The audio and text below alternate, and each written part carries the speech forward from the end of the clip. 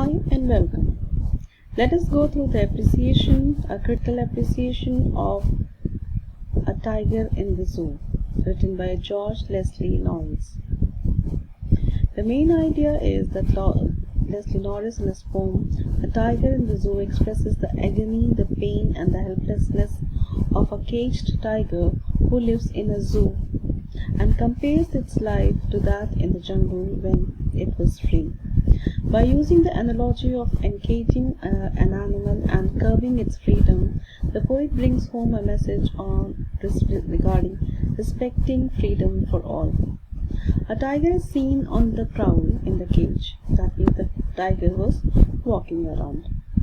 It has beautiful stripes on the skin and has velvet-like soft paws, but the tiger is not happy and is quite angry about being confined in the cage.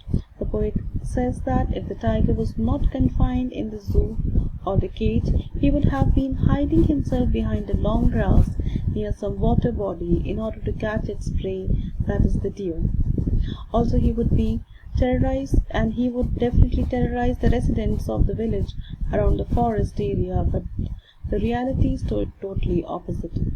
He was confined in a cage which was made up of strong building material, and the tiger felt helpless. He could not show its power to the visitors, therefore never tried to terrorize them. The tiger is described as being powerless and agonized. The poet says that during night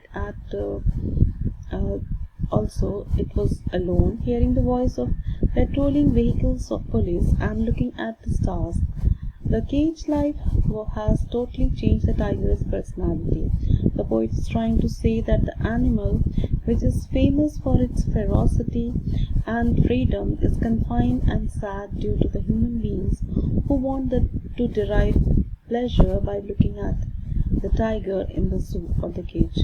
The poetic devices used in the poem makes it alluring and appealing to the reader. The rhyme scheme is A, B, C, B. The use of enjambment makes the idea flow to the next line, adding fluency to the expression. Example, he should be snarling around houses at the jungle's edge. The use of sound imagery adds another feature to the poem, for example, snarling. There is also ample use of assonance, that is, use of vowel sound O and I, for example, should, around, houses. Barring his, white, his, that is, I is used. There is also use of consonants with consonant sound S, his, fangs, his, claws. Thank you.